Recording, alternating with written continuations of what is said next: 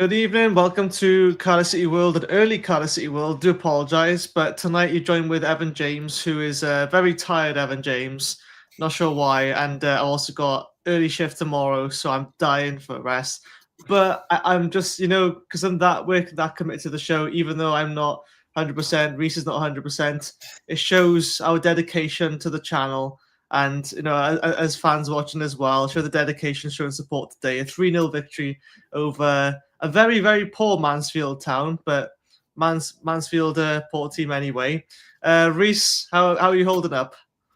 I've fallen apart, but honestly, my shoulders popped, celebrating one of the goals. God. My chest is raw, my voice is gone. Rough as guts, but again, it just feels good, so good today, it does. I mean, it feels like it's been so long, and to see a win as well, and a clean sheet, outstanding. The clean. I think I'm more happy about the clean sheet than the 3 goals, because if I'm going to be honest, right, and look, this is the pessimistic ped. This is the pessimistic pod, should I say? You can tell I'm not tired. I am one to sort of like have a rant. Even if we are winning or draw, we play all right. There's certain things that really do frustrate me, but today I think I was just more anxious than anything. I think we got better as the game went on, as it showed. But going in 1-0 at half time, I wasn't really filled with a lot of optimism, if I'm being honest, because Mansfield Town, they were probably one of the worst teams I've seen. They were worse than Peterborough on opening day, at least my opinion, right? And they had a few chances where they played through the number 11. And I got to be honest, every time the number 11, the attacking midfielder got the ball, he was always free every time. And he had so much room to run. But some last-ditch tackles really saved us. A trot save, I think it was in the first half, or maybe the second half it was. Saved down low to his left. And a few other things, right, kept us in the game. And I think if it weren't for maybe Trot's save in the second half and for some last-ditch defending as well, it could have been a lot closer game. But I think because of that, Mansfield didn't really have much to answer, did they? They had a few counter-attacks, but they couldn't finish the final ball, could they? Yeah, I think the second goal, I think first, going in 1-0, a bit disappointed. You want to get 2 or 3. Turnbull, mind how the keeper pulls off a save for that shot. I mean, it's the same, isn't it? I thought I was going to finally see Turnbull doing what we all know we can do and should be doing, running the game. A real thunderbolt. I used a different word with Rob Boyle earlier in the chat, but honestly, like I said, if he does 3 of those a game, one of them's bound to at least be on target and test the keeper. You know what I mean? This is it. Unless you do stuff like that, you'll never know. And I thought, finally see him clicking today. Second half, obviously, we let them grow in confidence and let them grow into the game. And then the second goal killed them. And once we got the second goal, we should have gone on 3 or 4 more. The keeper's mistake, Salek's was a chance straight to the keeper. I was thinking either side of the keeper, Sandy scored. His header. But again, 3-0 professional win. And you could say on another day, if things click right, we could be 7-8-0. I think the Salek goal, the Salek opportunity that should have been a goal, really, a second goal. I just don't think he expected to have it served on the plate for him that well. He was probably so shocked. It's like, oh my God, I've actually just been given it in playing on the side. I've got more or less open goal. And to be fair to the keeper, whether it made him look like it was a good save or if it genuinely was, to be fair to him, the keeper didn't give up. But I got to be honest, I look at the Mansfield squad. There's not many players that go like, oh, we're worried about him. I think there was, the number 11 account. I don't know what his name was. I'll have to have a look now. I think every time he got the ball, he was always free. He was always unmarked, and he had acres of room to run. Is it? Let me find. It was this striker, apparently, Evans. Will Evans, from a Newport player. So they played a 3. Of course. They played a 3-4-2-1 formation, but I at times I didn't understand. Like they had their number 9 playing right centre back. They had. It's just like it was a complete mess. They had a box-to-box playing attacking midfielder. Lewis, I think he's Welsh, and it was so like it was a really weird game, right? Because when we 1-0 up, it was kind of unexpected for me. Like, and I don't want to be saying now, but it's just for me, it was the weirdest 3-0 win because I felt like we could have put 6 or 7 past them on a different day. I'm not going to dig too much into them because at the end of the day we won 3-0, and who can complain about that? I just hope that we can turn it up a gear because I'm thinking other teams would have put 6 or 7 past them. If Bolton played these at home, Bolton would have put at least 5 past them, you would have thought, right?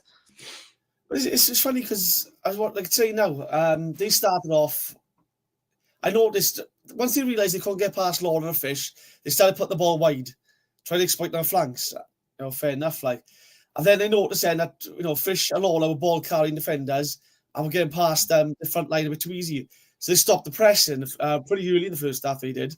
They went from pressing us all over the pitch to wait until we got into the after press us. I thought we found a lot of space, a lot easier. The first 15, 20 minutes, I thought we were a bit hesitant to put the ball in the box. We looked very. And I was just thinking, put it in. And then it wasn't until Turnbull took his shot. And I think they went, you know what, let's just stop chucking balls in. And again, I think once that happened, it's one of those where I think we didn't have to get out to second gear today to win. I think that's a sign of class, I think. It's a sign of class. But you do want to still put it up a gear and just turn teams over.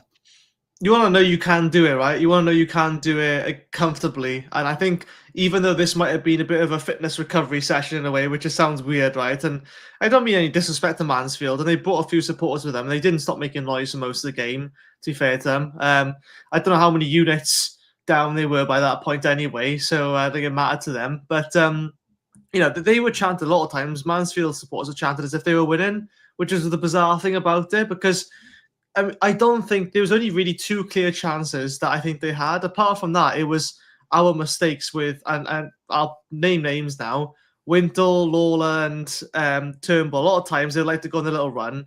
And I understand that if you're 3-0 up, whatever, I don't mind you doing that. But there was so many times with those players all around there, they were giving the ball away, and you don't have any defensive coverage behind you. Like if you're a winger, taking on your man, that's what you want to be seen doing is taking risks. But I feel like we were just sort of like making it harder for ourselves in the first half, at least the first half hour. But once we got that goal, it was a bit of breath of fresh air. I think the second goal, when that went in, it was like, okay, like you said, it's done now. Like we've got control of this game. They're not coming back. Because if I'm being honest, there was a long time in that match, the first half, where it was horrible, just being sitting there freezing cold, and it was paint drying. But as soon as Turnbull took his shot, and it's such a powerful swerve shot on it as well.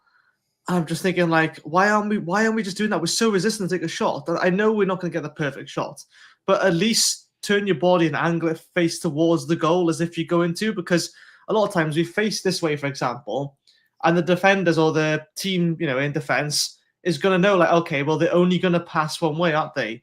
Whereas if you just open up your body more, at least facing towards the goal mostly, it forces the defender to commit to you then. And I felt like that was the only thing we were lacking. But as the games progressed, then we realized, okay, we can actually get through the defense fairly easy. We did obviously turn the heat up. And, I'm just glad that we won 3-0. Again, this is my last bit of a rant, I will say. It should have been more to me. But at the same time, dare I say, I don't think we had any major injuries. I think Willock took a little bit of a knock and Capaccio was limping a bit, which isn't great. But apart from that, I think it was all right, wasn't it? Yeah, again, a professional win, a professional performance. And we should have scored more. I thought some of the football in the first half, after that shot, we came alive a bit, we did, to be fair. I thought Callum Robinson run the midfield today at the number 10 position. Special shout out to Wintle and Turnbull, because I know Paul says the chap there, a lot of us have said they can't play together, and it's been quite poor for weeks, them two together. But today they just worked, and Turnbull run the show. Wintle was solid, his pass, it was brilliant. But Callum Robinson in the 10, I thought was outstanding today. Always looking around to see where the defence was, drifting off away from the defence, picking up bits of space, running back, tracking back, closing down, winning the ball back. I thought he was outstanding. I thought he was unlucky to come off for 60 minutes, mind. I thought the manager must be just trying to, watch his minutes sort of thing now, trying to make sure he doesn't overdo it. So I thought he was running the show for me, Robinson was. I thought he was brilliant. I was disappointed to see Capaccio start the bench, only because before today he had 5 assists, I believe. Today he's got his 6th. More assists than anyone else for the club this season. I thought, after last Saturday, I thought he's done start, but come off the bench, gets an assist again. What a ball for Salek, mind, at the end of. Fair play to it. This kid, something special in there. I seen him coming on. I thought, right, check on the wing if you have to. Leave Perry on right back, check on the wing, see what he does. But he was brilliant. And go on. I was going to say, do you think this is the start of where, well, I feel like it's already started for Yusuf Salek, but do you think this is where the goals are going to come raining in? Or do you reckon it's going to be still a steady sailing of a goal every 2 or 3 games. Not that I would be annoyed at that, but I think we all expected him, really. People say, no, I'm going to put bets on him to score 20 plus goals a season. And you can imagine the people putting bets on that upwards of £100 plus, like last season. You're thinking, oh, if he stays, you know what I mean? And he scored, bless you, he scored 7 goals in 16 games, 13 of which he started. So he is scoring a goal almost every other game, which is insane. An average match rating of 7.6, I think, or unless that's 7.06, unless that's just today's game. But yeah, so do you reckon this is the start of something new for Salek to start raining on the goals, or is this, I think nothing about it. I think as long as he keeps doing what he's doing, he'll be fine. I think the positive thing, though, is like Ashford scored today.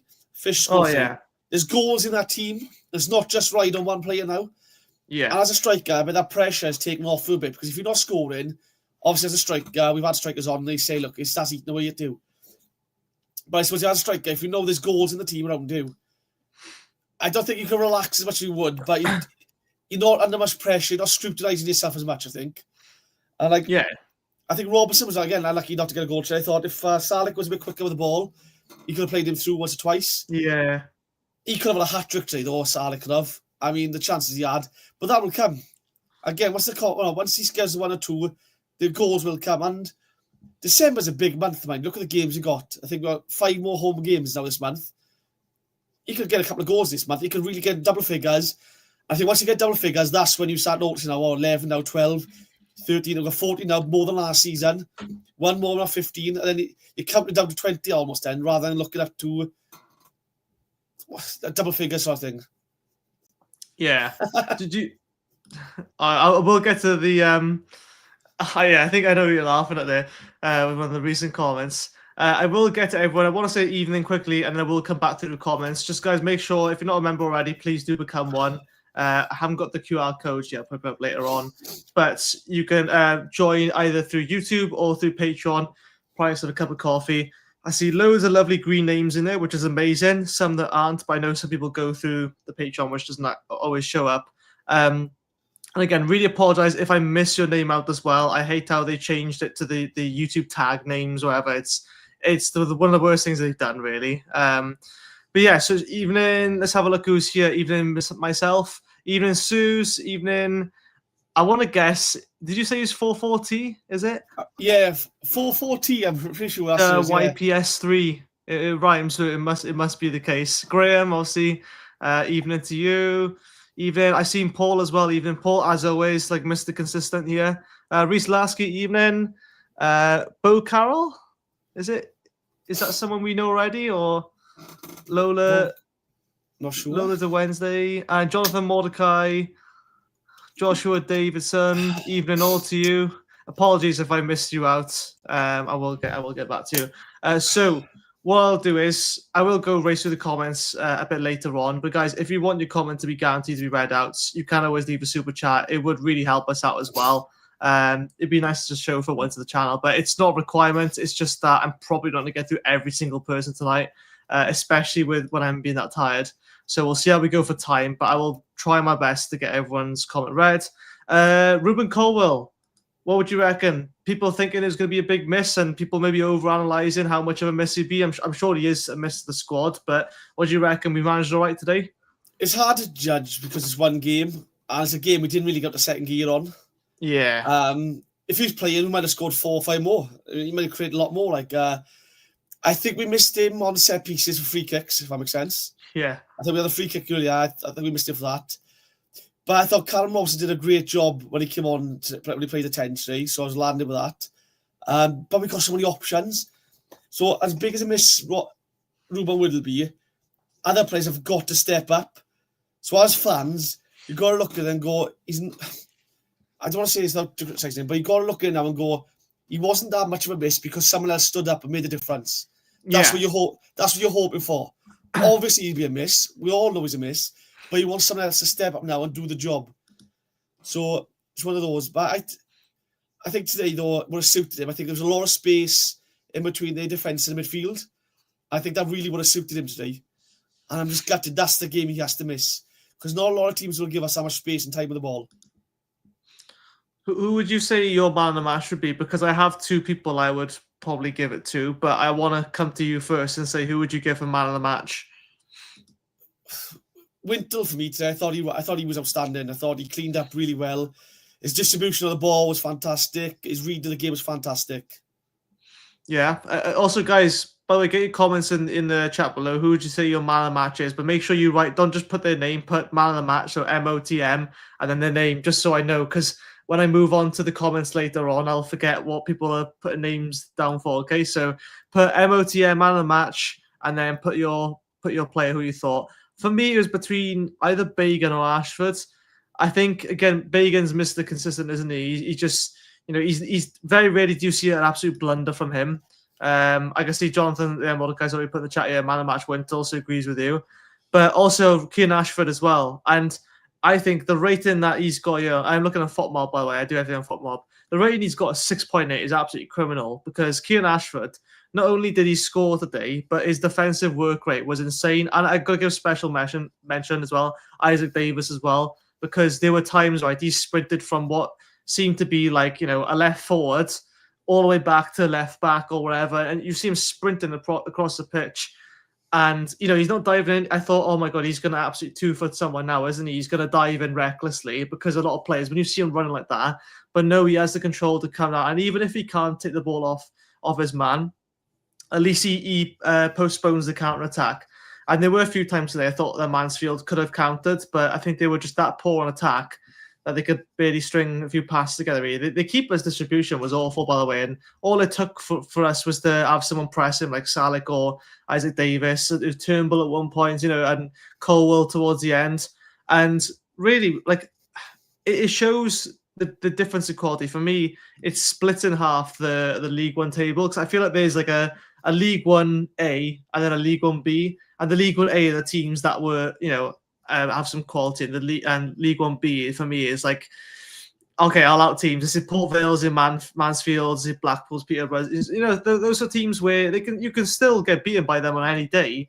But it's like there's a clear difference in quality in terms of who's looking to get promoted and who's looking to just stay in League One. And today, I think, Mansfield was one of those teams. And I don't know. I think, again, like you said, we didn't really come out of second gear. But at the same time, there were players that were playing as if it was almost a cup final with the pressing. I think if we hadn't pressed, maybe it would have been a different game. I've realised it's funny because, like I said, their game plan was a counter. And I think pretty early on, they realised they couldn't get past Fish and Lawlor.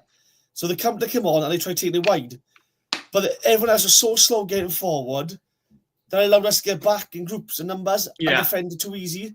So I think they found it hard. Crazy thing, right? I listened to their manager, Clough, talk after the game. And he was saying that their keeper pulled off some massive saves.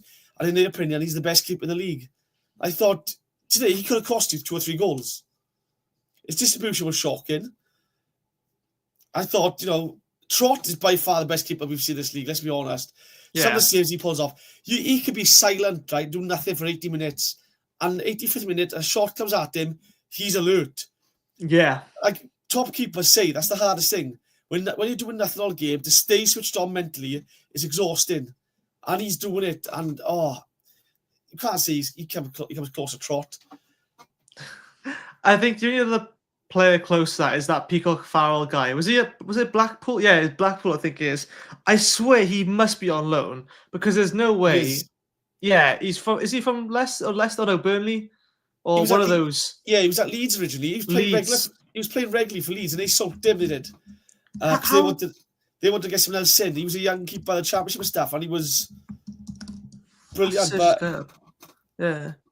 Is it Northern Ireland or just Ireland, Irish Republic of Ireland? Is it, or he's born and raised in England? Oh, so he's from England, but I think he's got he's got a Northern Irish sort of name, but he's currently with them. But he's also got he's got dual nationality. But yeah, like that keeper was absolutely insane. And if I would give it to anyone else other than Trott, it would be him because I think he's on that level. But at the same time, Trott was the sub keeper for Copenhagen. So you got to think you probably get someone half decent at least. But then again, we had that Alex Runnison. Where was he? What club he was from?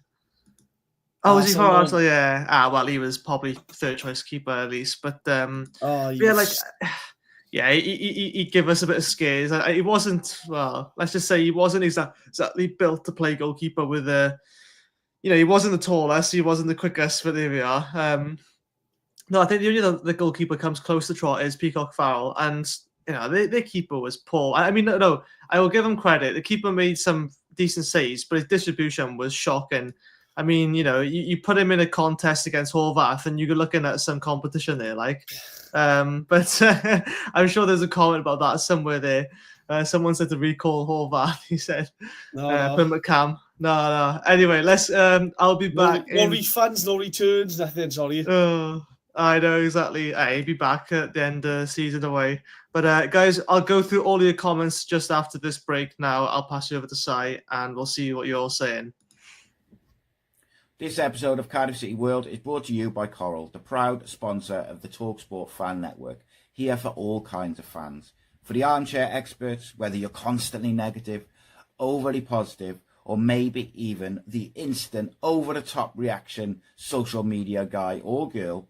For the football fashionistas still clinging to the legendary terrace fashion of yesteryear, or the best retro gear from Michael Thorne, the nostalgia merchants, dreaming of the old lady Ninian Park, or still celebrating Campbell's goal in the Millennium Stadium, whatever kind of fan you are, with Coral's free-to-play reward shaker, with a guaranteed daily reward or offer throughout the season, simply shake your phone to win.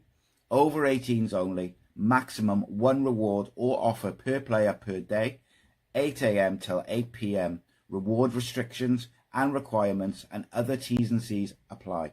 For more information on safer gambling, visit gambleaware.org.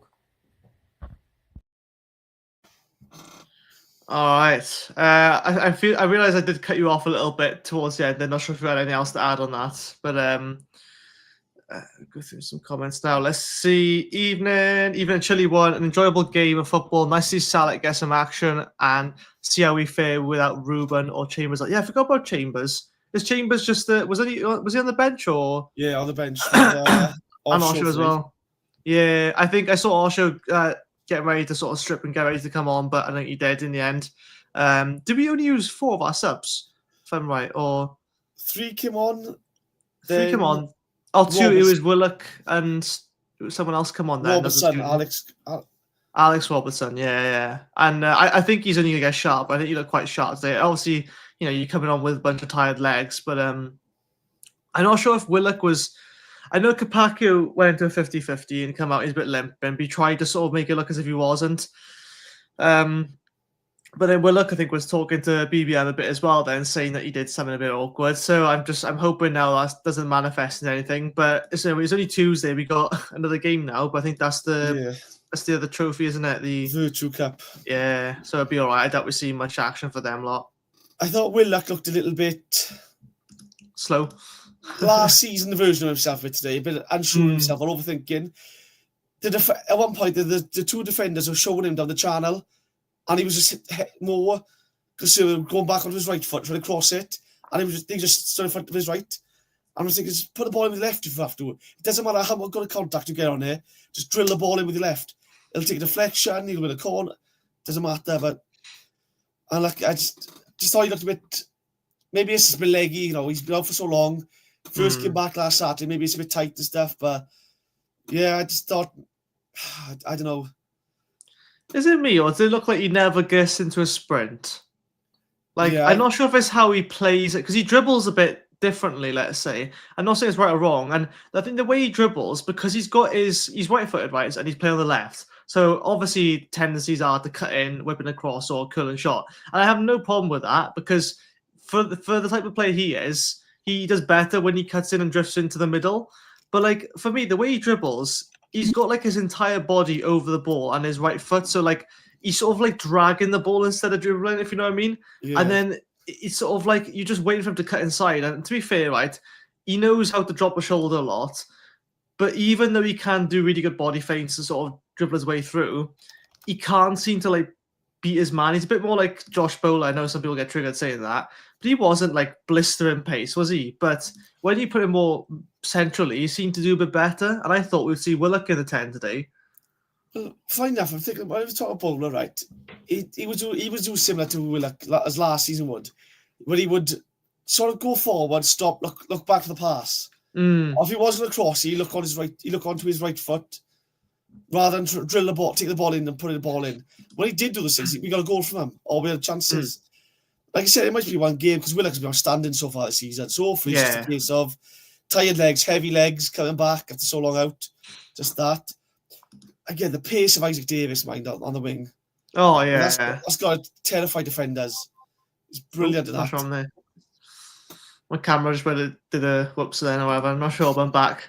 Isaac Davis, to be fair, I think what Bullet would have loved it now, all that defensive coverage that we had on the wings, that they're willing to sort of come back.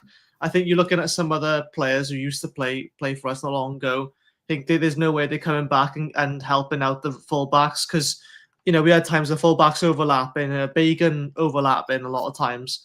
You had NG going on a solo run once, and I thought he was out for the season when he went down grabbing his ankle. And then as soon as he's awarded a free kick, he gets back and walks off like normal, and starts jogging. And he's just straight face. I'm thinking, what's happening? But there was times when he had a solo run, he inverted into the midfield. I think, hang on, he's beating two men, I think he really clear in goal. And then someone brings him down. To be fair, I think it should have been a card. Not sure if it was given. But I thought the ref today, that's an interesting point. Look, people disagree with me. I think he made some blunders as well. But out of all the games, and again, I know we won 3-0, the ref was all right, I thought. There was a few things I thought how can you not see that?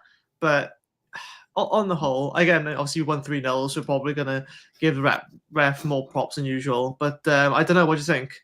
I thought the ref was consistent today, I'll say. So consistent people. He let a lot go for both sides. Yeah. I mean, there was one instance where Salek was getting pulled, he turns his player, and he pulls him down. Yeah. And he carries on. There was another tackle, I think, was it Willock maybe? Or Isaac Davis, he gets fouled. Ref goes to blow his whistle, sees man still have the ball, and puts the whistle away. He's like, okay. But then we clatter with the players, and the ref gives nothing. So I think he was consistent today. I think I still don't understand what a foul is anymore. No. I'm looking at thinking that's a foul there. Salek's been ripped, his shirt's been ripped there, he's been dragged there, it's got to be a foul.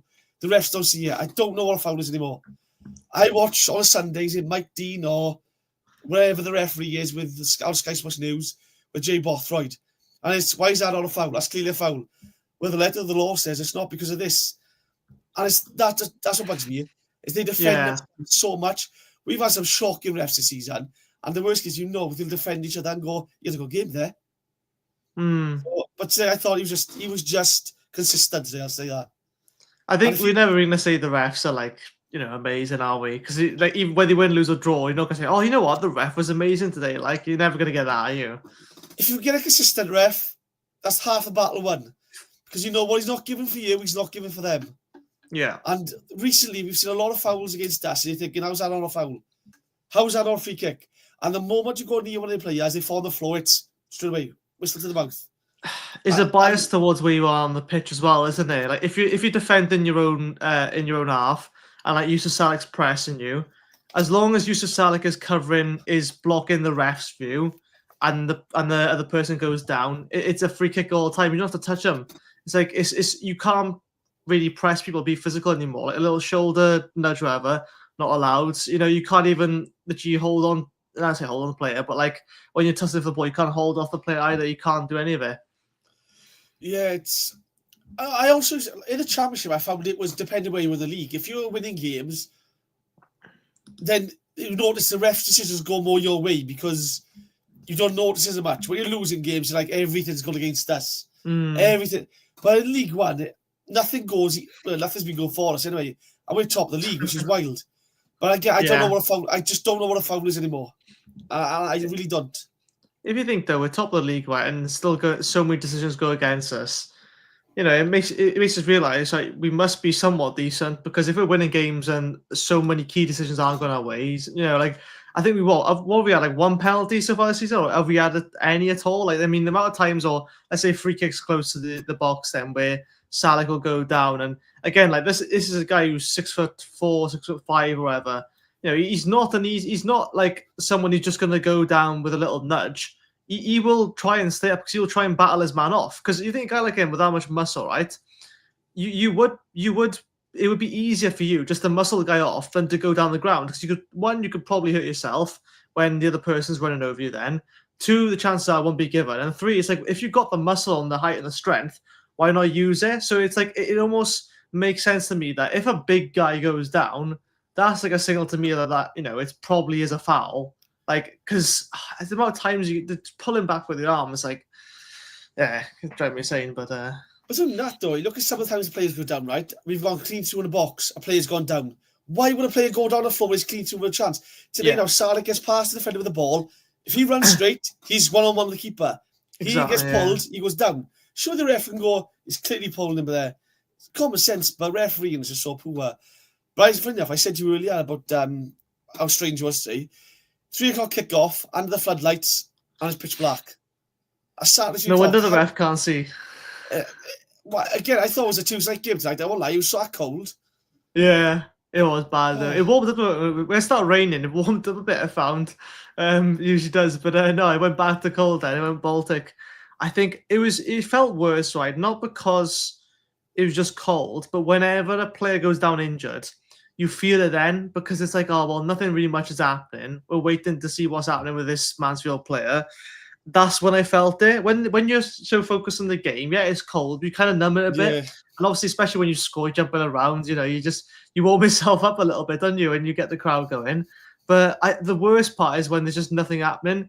But even though I felt at times today where we were just so resistant to cross or to shoot, it still felt like there was always something that we were doing. I know it's like kind of, passing around the back, whatever. I get the intention of it, but I think when we pull the trigger now and again, it's sort of like, players are looking around thinking, oh, God, am I allowed to shoot? Like, is the boss going to shout at me if I shoot? It felt like there's a bit of that energy around there. I'm not sure if you felt the same way, but I'm sitting not far from behind and to the left of BBM, so I can see all of his reactions, and sometimes you get him screaming, saying he's pushing players up the pitch, like he's pushing the defence up to the halfway line when Mansfield have got to throw it in their own half. It's like, you don't see many coaches saying you need to play that high of a line, but it shows how confident, especially Fish and Lawlor, were today as well to play that high of a line.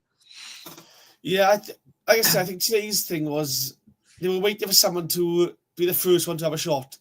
And once Turnbull took a shot, I think everyone sort of relaxed. We were right, we can go at these now. And also we're putting crosses in. We weren't afraid to shoot. Some of the one-touch football we played in the first half was brilliant. One touch here, one touch. I just think we need to go into games thinking, right, we can beat these. This is pepper the goals. Let's absolutely pepper the goal. And again, you might not, Turnbull say that, wins a corner from it. That leads to a goal. We score from a corner today. So you've got to look at it like that to have. I'm not a fan of the short corners, though, I won't lie. I'm not a fan of short set pieces. I don't get them, really. Whip the ball in. Just whip the ball in. We've got a big enough squad. Get some movement in the box and get some heads on it. We scored from a corner, pretty sure. So, or from that position anyway. So, yeah. I realise I have abandoned the comment, guys. Do apologise. We'll go back, but just end up ranting about the refs and everything. Evening, Paul. Evening, both. Hope you're well. We are. Thank you. As good as we can be, I guess. Great win. Great team performance. Wintle man of the match for him. Who said Wintle and Turnbull can't play together?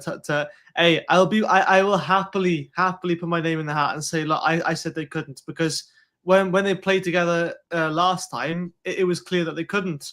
And obviously today something changed. I don't know. They must have had a really good training session together. So I don't know. But yeah, this time. Turnbull is a different player. I think it was either Rotherham or Plymouth, right, where he was man of the match and he ran the show. Everything went through him. He was outstanding. And after that, I'm not sure if it was an injury or something, but he sort of failed to recapture that form. I think today it took a little while to get going. I think about 15 minutes. And after he had, like I said, his shot, he came alive and Turnbull did. Things went through him. He was looking forward. He was picking the right passes. Thought he was brilliant. Unlucky for me not to get man of the match. I just thought Wintle was just brilliant today, to be fair. Yeah, I think I was very harsh towards the start of Turnbull, thinking, oh, here we go again. I just started nicknaming him Turn Back Ball. But now I might sort of refrain from calling him that now, because he did sort of like play a fairly defensive role, but like I thought later on in the game, Wintle played as like that third centre half then, which allowed Turnbull to freely, go up the pitch a bit more. And that's when you see him play more as a box-to-box. What I thought was going to happen is we're going to have 2 holding midfielders. I'm thinking, I'm not going to enjoy this, because that's what the game started off. But whether that was intentional for the first 15, 20 minutes to see what Mansfield would do, maybe they thought we were going to press us. I don't know. But sometimes I feel like when we start games slow, I'm thinking, right, how are we going to pick up the momentum here? But we did, to be fair, because in fairness, Mansfield didn't really have much answers back. I think they had one chance. I'm not sure they had the post or if they just narrowly missed. But yeah, it's nice to know when you have Nathan Trott between the sticks, isn't it? It gives you, I say, a bit of calmness, I suppose, but like he's not going to let anything in easy. Yeah, you got Trott insurance. Like I was saying to the boys earlier, I'd say Turnbull reminded me a bit of Steve McPhail. He would drop deep into defence, pick the ball up, carry it forward. In our second half, we were crying out for some movement ahead of him. I think we were a bit too static in front of him second half up until the second goal. But he's looking forward today, but it wasn't much movement second half. But then when we did get the goal, that's when players started making runs, in the pocket of space, and he was picking them out. And again, that's what you need. If the players around him are moving the position into space, he will find them, I think. And today we've seen Turnbull back to what we expect him to be and what we know we can do. And I say, hopefully, he can do it consistently as now. So sometimes as well, when I'm coaching basketball to players, if I was to translate into football terms, sometimes you have to think, right, you're starting the game 2-0 down, and then you've just, imagine you've just scored a goal, now you're only 2-1 down. And like, it was that kind of effect of like, if you just scored, and you're now 2-1 down instead of 2-0, that suddenly springs so much more life into you, thinking, oh, you know what, we can bring this back, we got this. If only we started that way, we would actually shock so many more teams and get more early goals. At least I think that way anyway. But that's what I tell my players all the time. Just, assume that you're just you've just scored an amazing shot, or, you're just on the comeback now. And that's when you see the players spring to life. The problem is, like, because you start, every game starts 0-0, I get that. But it's kind of like, oh, here we go again, like back at my job, sort of do a decent job. And it was a slow start, and that's what worried me. But I'm just glad that obviously once, we got our first goal in, everyone sprung to life then. And sometimes I feel like in the dressing room, they just need someone, whether it's the manager or someone else, to, really hype them up as if they're already winning the game. Because I find when we play best and we're not under pressure, I find, it's mixed results if I'm being honest, but usually, let's say, when we know that we face like a big team like Chelsea, for example, in the Cup now, I know that the players are going to give it all. When we played Wrexham, I know the players will give it all, because there's absolutely zero pressure to go and win the game, because as long as you put in a good performance and showed the fight, the fans will accept that. And sometimes I think that if as players they focus less on, I've got to score worldie, we've got to get the perfect play, we've got to make sure we execute, perfectly the manager's plan. They just without the intentions of, let's just give the fans something to be excited about. Let's just do that. And I feel like it would take a lot of pressure from, first of all, and secondly, it takes a lot of pressure off your strikers as well, feel like they have to provide every time, like you said earlier as well. But yeah, that's just something I found as well. It's just that it's a different way of thinking. But as soon as we got that first goal, you see the life come into them then. Yeah, I think we start off quite rigid. Everything is pre-organised. If the ball goes here, I want you, and you, and you. Once we get the first goal, I think it becomes a lot more fluid. Players are looking overlapping runs, underlapping runs. Players are wandering into space. They're looking for something different. I think it's a lot more fluid. And that's where you see some of the best football. I mean, Kapaki, right back, 6 assists this season. That's insane, yeah. When it's rigid, you don't see that. When it becomes more fluid, you see him making these runs, looking for these overlaps and laps, put these balls in, and what a play, yeah. I just think I understand why you start rigid, because you don't want to concede in the first 5-10 minutes. So you do start. It's like a boxing match, the first 3 rounds are just sparring, jabbing, trying to work out your opponent, and when you figure it out, just go for it. I just thought, it took us a little while. Once we got going, that was it then. We stayed in second gear, put 3 past them. And hopefully, it wasn't too much of a exertion for him, relax, rest up now. Next Saturday, we go again. I do apologise, by the way, guys. I realised I looked on Football Mob. The match rating for Keane Ashford was actually 8.7. I think he got man of the match on there. I'm not sure if is that the same in real life? Did he get man of the match, Keane Ashford, or I'm not sure. But it says on Football Mob, so I'm not sure if that's their own rating or if that was, who got man of the match. I think it was. I don't remember when Callum Robinson got a yellow card. I don't remember, but I just found that out then, so I cut off a bit again then. But to think that some of the ratings we're getting today, Isaac Davis getting a match rating of 6.4. I gotta stop watching FOTMOB because I don't understand, right? If you don't score as a forward, apparently you can't even get a 7.0 rating, which I find is mad. Robinson got a 6.5 rating. Clearly there's people on there that just don't even watch football. And I think a lot of it with our goals today as well, especially the Kapaki assist, it was so unselfish. It's a lot of it as well. It takes a lot of precision and it takes a lot of composure as well. And not only that, you think any other person in that position, you shoot it across the goal, wouldn't you? I was thinking, just hit it. You could have hit it first time if you wanted to, but he hit that, and it was a lob ball over to Salek.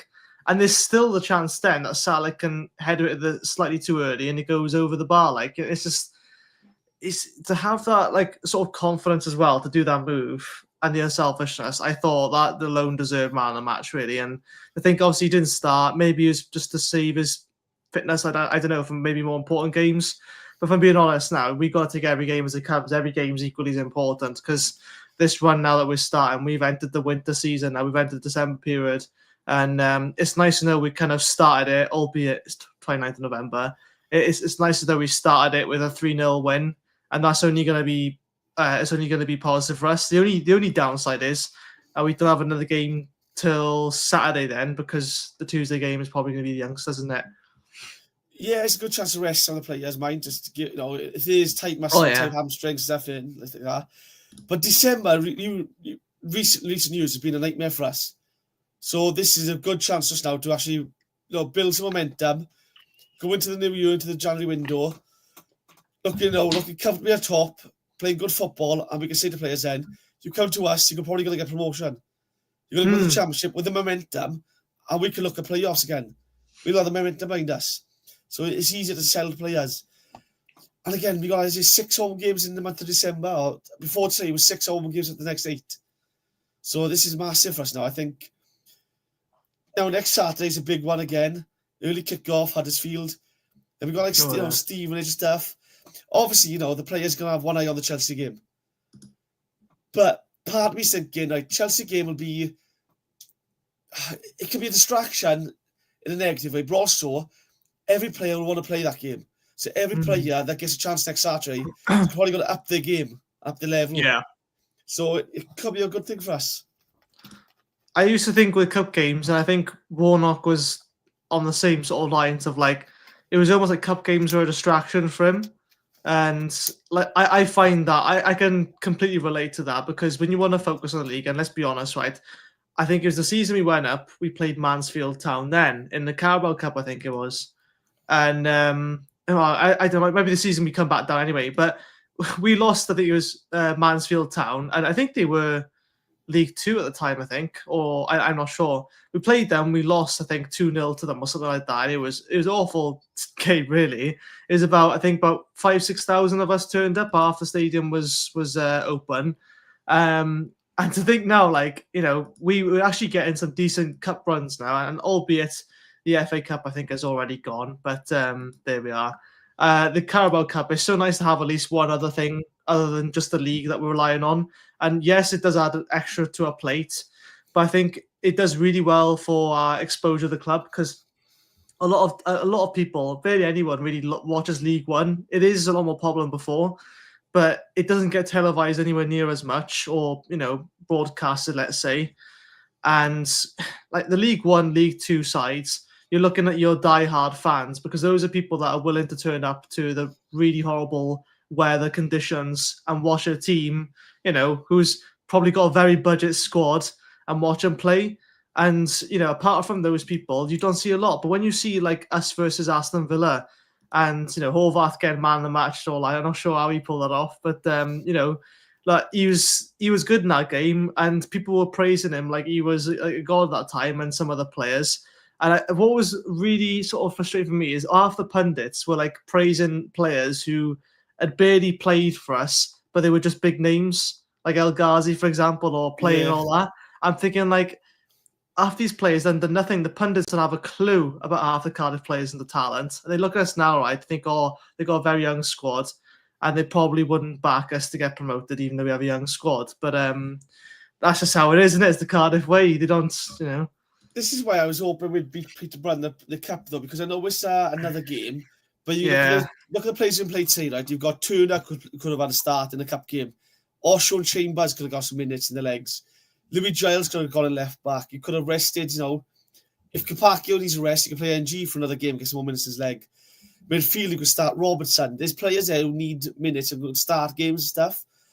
And that's why I'm gutted we went out in the first one of the FA Cup, because although it's another game in the calendar, you do want to use them games to rotate the squad and give others minutes that need it. Because keep them happy, innit?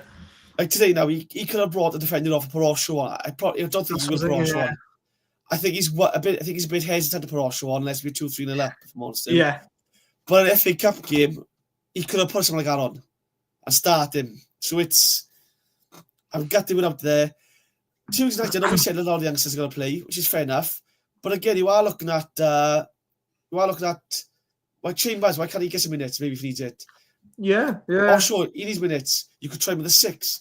But Feet Gorsey will probably come in and play because he needs to get some game time. But there's players in there who are not featured for the first team that could get minutes.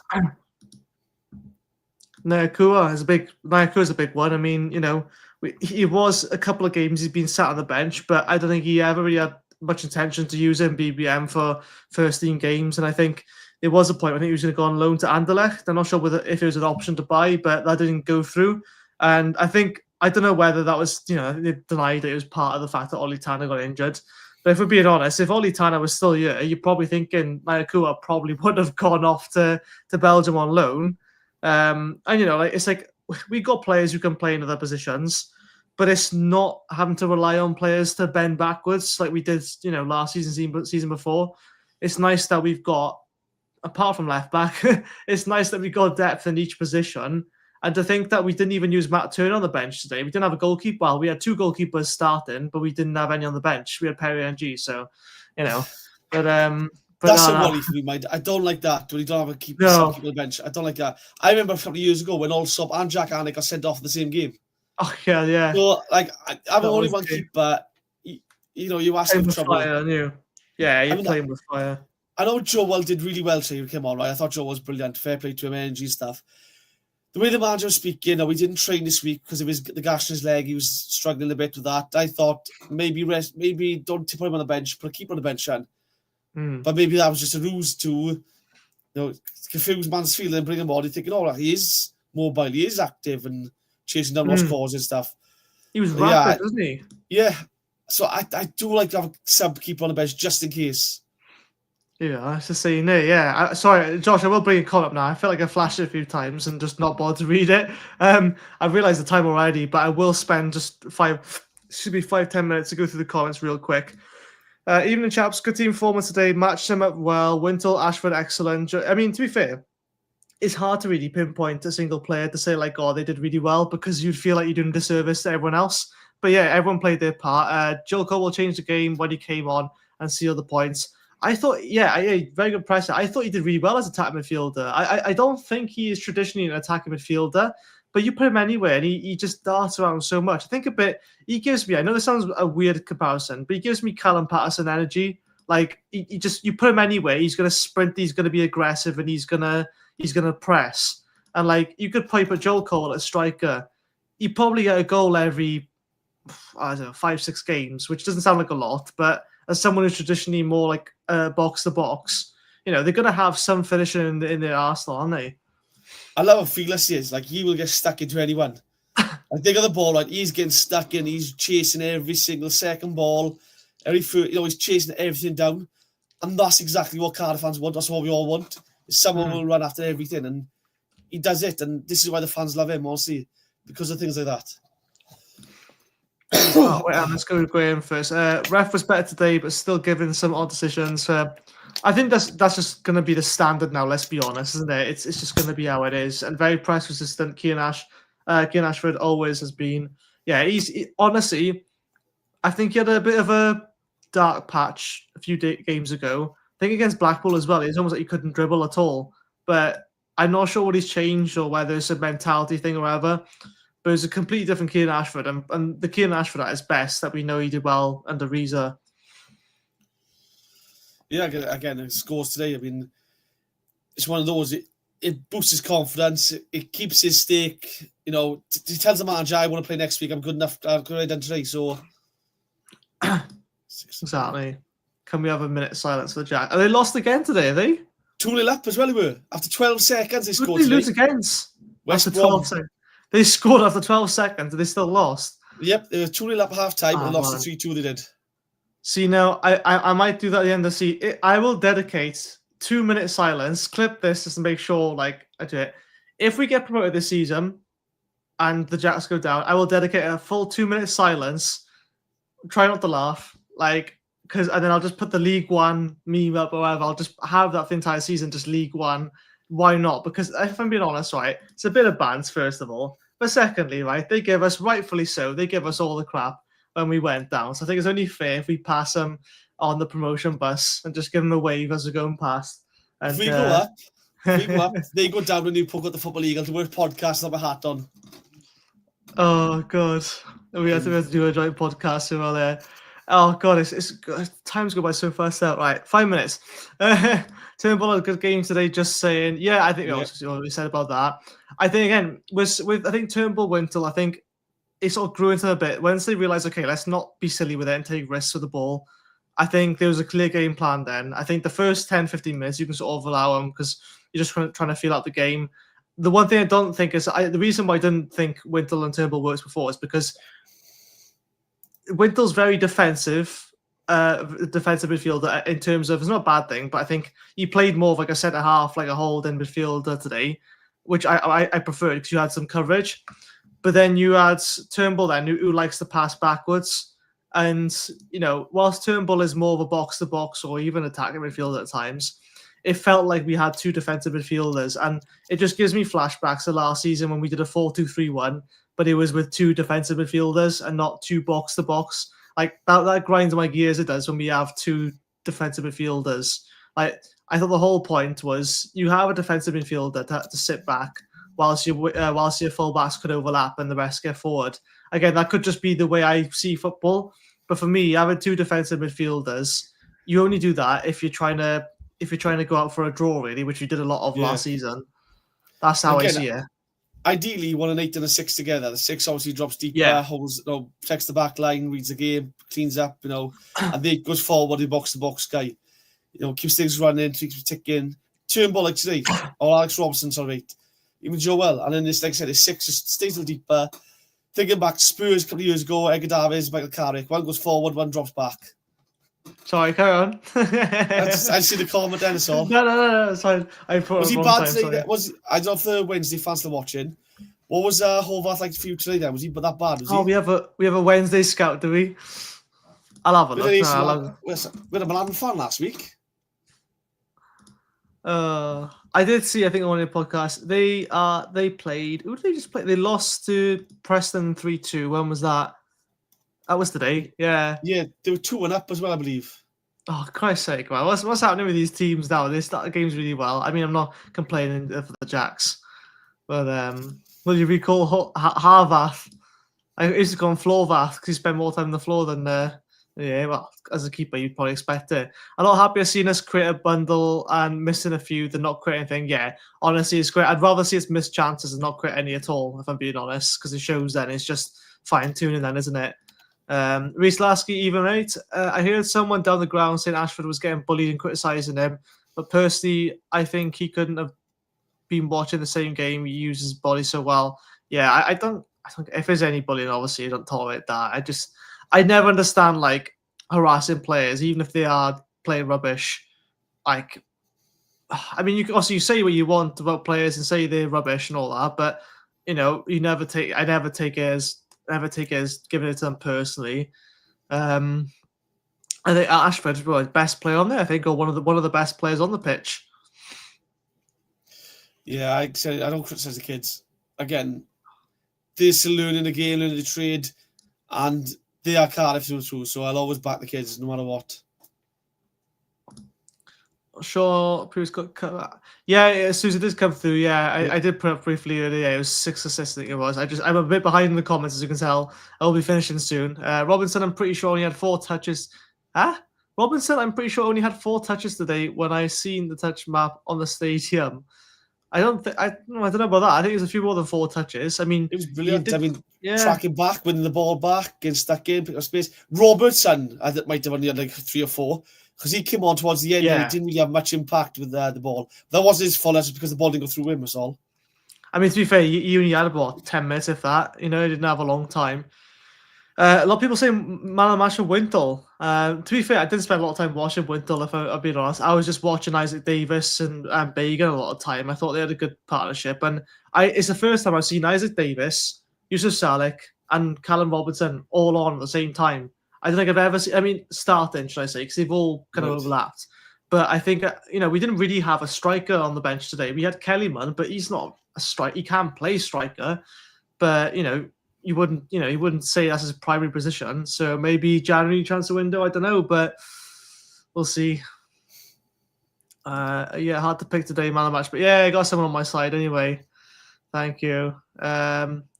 It's okay till it isn't. I'm not sure what that's in reference to. That could be absolutely anything.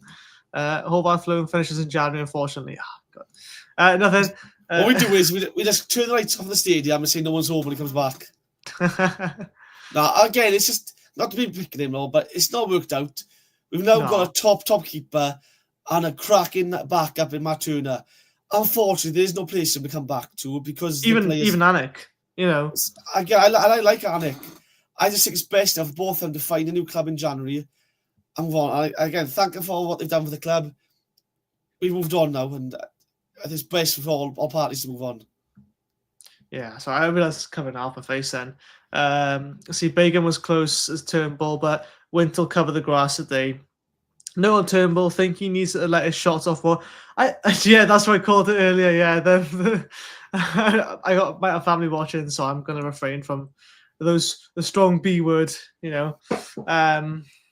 ball.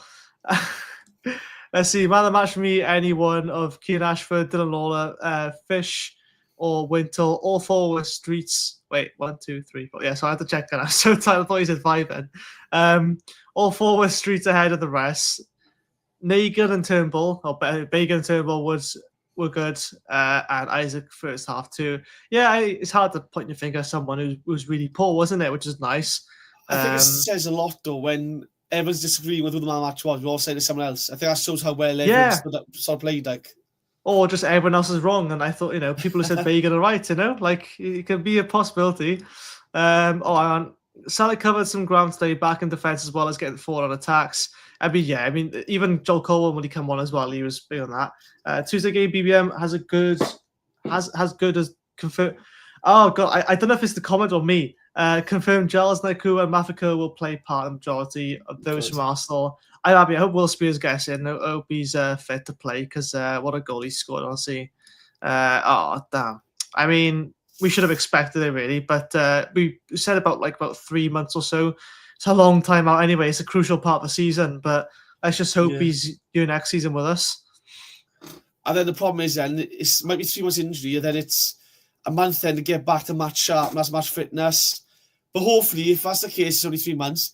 That means the business end of the season, come March, April, he's back at his best. He's fit, he's fresh when other players are tired and leggy. And hopefully he'll stand out then and start tearing apart. Yeah, I hope so. Martin Ryan says, even mate, Turnbull is turgid. He's sensible but uninspiring, a lack of patience. I think that's probably the best way to sum it up, is that the fact he plays the sensible pass a lot of times. And yes, it's fine, but it's like there's no kind of, excitement to it, is it? When Turnbull gets the ball, I think, he's just going to pass to someone else. You know what I mean? Like, you might play a crucial part of the build-up, but Alex Robertson, he's a bit more exciting to watch on the ball. Maybe that's just me and I'm just a bit like favoritism, I don't know. Like I said earlier, I think it was past the today where it was a bit. There was a lack of movement ahead of him to look for the balls. I mean, you haven't got to have the pace to do the job. I mean, look, we all know Steve McPhail. He could pick a ball up. He didn't have the pace of the legs, but he could spray it about. That's what you're hoping from him. We just want the players around him to move about, to create the openings and space for him to put the ball into it. I want to say as well with Robinson, a lot of times I could hear him from halfway across the stadium screaming for the ball, screaming for the pass, telling her where to go and all that. And you were right saying he was sort of doing a lot of the off-ball work. And at points, I did think Robertson did go a bit inexistent, but I think that was more because a lot of times we're not used to giving the ball in the middle. And for him, you have to give him the ball to feet. You have to play the ball just slightly ahead of him. And because of how we play, and it's heavily based on wing rotation and everything, I find that it's, whoever plays attacking midfield, I guess, a bit lost. I think Ruben Colwell knows what to do there because he's been playing that position and practicing for ages. But even then, I find sometimes Ruben Colwell goes invisible because I just find we hug the touchline so much sometimes where, a pass about on the wings a lot. I'm thinking we're not accomplishing anything. And it's like when we went through the middle, we actually scored. When we had a shot through the middle from Turnbull, we almost scored that again. And it's like, it boggles my mind why we just keep passing between the right wing, midfield, right wing, right back, right wing, right back. It's like, to me, it wasn't doing anything. Yeah, I top of the 10, right? I think the best complete performance at 10 I've seen in recent years, I know Ruben's done a brilliant job. Aaron Ramsey, when we beat the Jacks 2-0 about 2 years ago, he played a free role of the 10, right? And again, that was a masterclass that was from Ramsey. His intelligence that game was ahead of everyone else. He was just floating around in front of their back four, picking the ball up, and as soon as he had the ball, the wingers were just bombing on. And he was just lacing onto him into space. That's the complete performance. And I think that's what we want, is a free role 10 who can make things happen, create things, find the space, keep the ball flowing. Was that what you saw earlier? If Newport go down, Swansea go down, and we go up, I'll do one without my hat on. Oh my God. I'm not praying on Newport to go down, by the way, but I just wish we had beaten them. That's all I ask. We are getting right. So we are the last couple of minutes now. I'm just going to finish up and caught up with some of the comments. Commentator said, Ruben at home watching game must have a dodgy fire stick as well. That's the best comment. I'm starting that one. I'm not sure if you can see that, but I started already. You can, yeah. I'm not sure everyone else can, but yeah, that's the best one. That's funny that. So we got Wimbledon, then we've got Huddersfield. Yeah. I'm not too worried about Huddersfield, if I'm being honest. I look at them and they haven't really clicked as most people thought they would have. Same as Luton. It's one of those, right, where I don't think you can look at any game and go, we can beat, I don't know, how do I say this? We look at Burton game, right? You could easily get complacent and it go wrong. As long as we show up, play our game, not play into their hands, I think we'll be fine. And I think teams are watching us now, are trying to set up to stop us rather than play their natural game to beat their natural game. And that's a sign of a good side as well. So just go into the game, do what we got to do, take the 3 points, come on home. I know we did this tradition last season because we got so bored with losing. One sec. I can't remember what I titled it, but it was like, basically, it was situations that you wouldn't want to be in with certain players. And I came up with one. Recently, I've been watching a bit of Kitchen Nightmares, a bit of Gordon Ramsay. I wanted to know, right, for your comment guys, you can join the comments as well, because I enjoy these, just whatever reactions Reese says as well. It only works with Reese, or maybe Rob.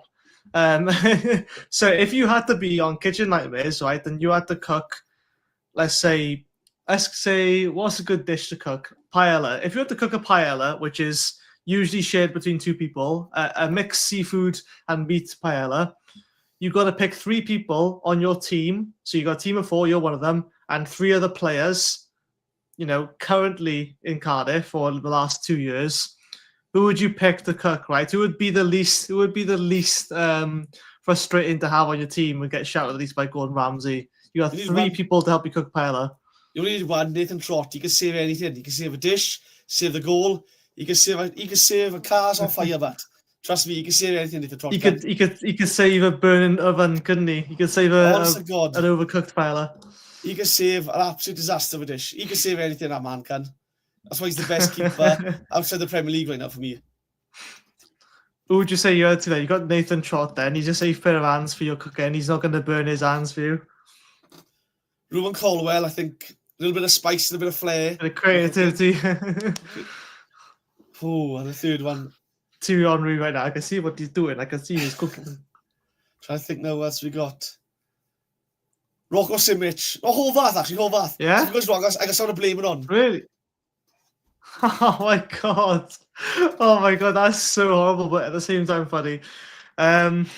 Reese, oh my god, here we are. Reese will pick a Mexican, Bonnie Blue and all. I'm not sure what the Mexican link is. Whether people think paella is a Mexican dish, it's not. It's a Spanish, but I'll mess you later and explain that. Will. Okay, all right. You can stay on just a couple minutes after call. Here we go. Horvath, Chambers, and Anik. The amount of free time they've got, they should be able to cook. Horvath would drop it. Right. Okay, I'm gonna give you my least favorite. So who I wouldn't want on my team of 3. I wouldn't want. See, the thing is, right, I wouldn't want to have Kanga because I feel like he just wouldn't do anything. But at the same time, that means at least he's out of the way. Because like whenever he's on the pitch anyway, he never did anything. Like people say, like, oh, Kanga was poor today when he played. I'm like, but there was nothing to assess. So I feel like again, it could be my Horvath sort of card I'm playing, where I feel like there's someone to blame it on. But I don't think he would even put his apron on. If you see the Kanga making a paella, he'll come with a turkey or something. He'll come with the wrong stuff anyway. Again, it was just a poor signing, let's be honest. One of many, and that didn't make any sense at the time. No. One of many strange decisions. Come sign it. But it'd probably be him. The second person wouldn't want to. I think, if I was to pick past, I would pick Harry Arter, because I feel like no matter what, you'd always end up pushing someone out of the way and getting a yellow card. You'd spoil all the mixture, because he'd be constantly tackling people over who's doing what. And then the third person who I wouldn't want, as much as I love him, I wouldn't want Neil Warnock, if I'm being honest, because we've already got Gordon Ramsay as a hothead. The last thing you want is Gordon Ramsay and Neil Warnock screaming at you, thinking it's your fault. And it's one less person to blame then, isn't it? If you got Warnock on your side. To be fair, when Jonathan's comment about Gary Medine, let's be honest, I didn't have a scrap in with Gordon Ramsay. He offered him a fight aside, so... Oh, Steve Morrison, oh my God, can you imagine? He'd find a fault with the prawns, with the rice. He'd kick off for all of it. You'd sub him off after 30 minutes, wouldn't he, if he hadn't scored the prawns? Scream at his chili peppers. You're not spicy enough. You're not doing the job I want you to do. Oh God, something. That's funny, man. You said about that. Anyway, I feel like it's just a happy. Oh, my cheeks hurt now so much. I better get some rest now, because otherwise I'm going to cut on more crazy situations. But yeah, let me know in the comments if you actually enjoy stuff like that. I might make more of them.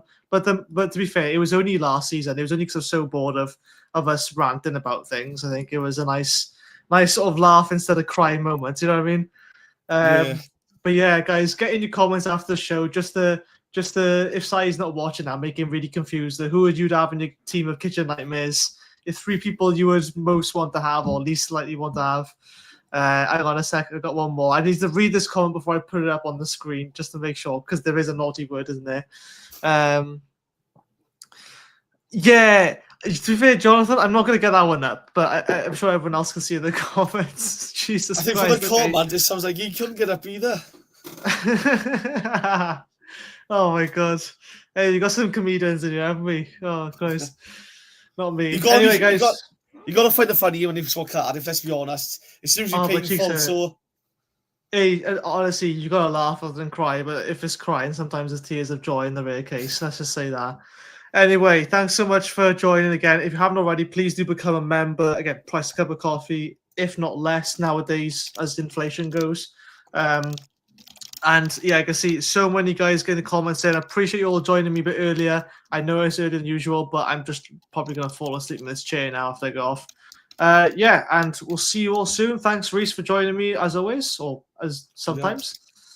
Yeah. All right, I hope you feel better soon anyway. And guys, have a lovely night. Thank you. Yeah, I just need a good night's sleep, which I won't get, but there we are. All right, I'll see you all soon. Top of the league. Hey. This channel is powered by an incredible membership community on Cardiff City World and patreon.com/AcePodcastNation. Becoming a member unlocks exclusive rewards from early access to live event tickets, bonus content, and even the occasional inside transfer scoop when we get it. But more importantly, it allows us to bring you top quality Cardiff City content 7 days a week. Across those 7 days, we're talking match previews, exclusive interviews, instant match reactions, the breakdown podcast, tactical deep dives, the spotlight series, Bluebirds Rewind, academy focus, and just so much more. Led by myself, backed by an army of passionate Cardiff City fans, this is content created by fans for fans, balanced, professional, and 100% all about the club we all love. If you enjoy what we do, then join the community today and support what we are doing as we help to keep Cardiff City World flying high.